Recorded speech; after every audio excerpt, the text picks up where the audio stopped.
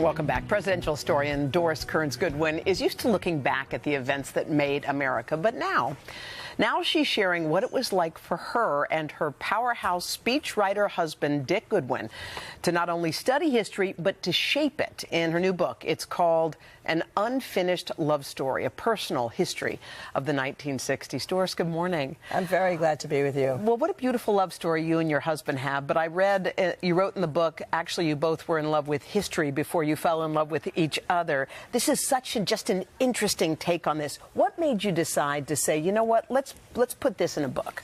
Well, it really began because my husband had saved 300 boxes that schlepped with us everywhere we went for 40 years. Really a time capsule of the 60s, the era when I was young, the era when he was in the middle of everything. When you say in the middle of everything, describe what you mean by that. It's incredible. He was like Zelig. I mean, he's in the campaign with JFK on the plane. He's there at the birth of the Peace Corps. He's there with the Bay of Pigs. He's there when the March on Washington happens. He's there when John Kennedy then dies. He gets the eternal flame for Jackie Kennedy. Then he goes to LBJ, and he's his main speechwriter. And that's really the heyday of the Great Society. He coins the phrase. He helps draft the We Shall Overcome speech after Selma. And then he leaves, and he gets involved in the anti-war movement. He's with McCarthy, Senator McCarthy in New Hampshire, and then with Bobby, his closest friend, and with him when he dies. So the decade had ended so badly with the dark curtain of Bobby's death and Martin Luther King's and the violence and the riots that he didn't want to open them all those years. Then finally he turns 80, comes floating down the steps and saying, it's time, now or never. So he decided he wanted to excavate, go through all of this paper. So what did you guys learn new things, or was it more of a compilation of putting things together? No, I think the most important thing we learned by doing it from the beginning to the end, not knowing how sad some of the things would end, it was an extraordinary decade. I mean, the people were powered by the idea that they could make a difference. There was a sense that they believed that, and that impelled tens of thousands of people to join the Peace Corps, to march against segregation, to be in sit-ins and freedom rides, the beginning of the women's movement, the beginning of the gay rights movement. It was just a time when you could feel that public issues cut across your private life, a time we need today. And I just felt so invigorated by living through that time again. So, okay, that's so interesting, because I feel like we're looking at two different times, then and now. Then it was like everyone did rally. I feel like now you don't have that flame that's lit under people. So what is the difference? And from what you've studied in history, do you think that kind of thing can be duplicated now? I've got to hope it is. I mean, generations come through, you know, at a certain time. I mean, the generation of the anti-war people came through at that time in the 60s, the peace movement. There's some movements for that today. But more importantly, I think what has to happen is people have to believe in themselves. They can't just be waiting around for leaders. They may be frustrated right now. There's a lot of concern. They care about climate change, young people do. They care about gun safety. They care about the right to choose. But they're the ones that, it's not heroes. They're the ones. That's what Dick felt at the end of this decade. He said, we can't be just looking for heroes. We have to do it ourselves. We are the government. We are us. And what happened, I think, in the 60s was the civil rights movement had a lot to do with it.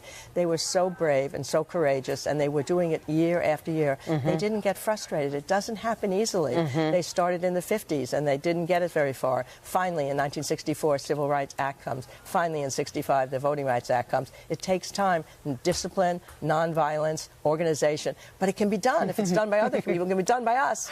I'd love to be young again right now, out there. I feel like you are. You've got that young spirit that's... You know what's great about this is you and your husband, you are so accomplished, obviously. You wrote the memoir for LBJ. You've done so many things in your life. We have you on all the time. But this all started as a love story. How did you meet, and how did it all begin? Well, I was a young assistant professor at Harvard, and we had an office at 78 Mount Auburn, a yellow house, and we heard that Dick Goodwin was coming to take an office there. The Kennedys had gotten him an office there. I knew about him. We all were nerds. We knew he was brilliant, mercurial, arrogant, brash, and he sounded really interesting to me. I'm sitting in my office, and he comes and plops down on the chair that was for my two T's. He said, so, you're a graduate student? I said, no, I'm an assistant professor. Right away, he was teasing me. He knew I'd worked for LBJ. That was what bound us together. He had left before I got there, so we never had met. We always wanted to meet each other at various times, and we missed each other at the March on Washington. There were 250,000 other people there, no wonder. But anyway, he sat down, we started talking about LBJ, about rhythm, about astronomy, literature. He knew everything, and about the Red Sox, of which we were both fans. And we kept talking through dinner, and our conversation never ended. And I knew that night I'd met the man I wanted to marry. Oh my gosh! And how many years? 42 years of marriage. Were you debating whether or not you should publish this, because he passed before you obviously decided? Yeah, I had made a promise to him that I would publish the book and write the book. We hadn't fully finished it at all. We had just started doing it. I was helping him write it. But then once I decided to do it, and it was hard, would I be reliving his death all over again? Yeah. But instead, it's what historians do. You bring people back to life. And I was so happy to be able to bring him back to life in this. It really made a difference. And it became a different book then, because then I was an historian, so I'm writing about the 1960s, and I'm interviewing a whole bunch of people who are still there. It's a fading generation, and a lot of them are dying off, so I wanted to be able to get a voice, of course, of voices to talk about it. Well, Doris, your beautiful touch is all over this book. People will learn a lot. They'll learn a lot about you and your husband and a lot about history. Thank you so much. It means so much that you came to see us today. I'm so glad to be with you. Thank really you. Appreciate it. Again, get the book. It's called An Unfinished Love Story, out tomorrow. Find more about it at today.com/shop. We're back with our third and fourth hours after your local news and weather. Hey, thanks for watching. Don't miss the Today Show every weekday at 11 a.m. Eastern, 8 Pacific on our streaming channel, Today All Day. To watch, head to today.com/allday or click the link right here.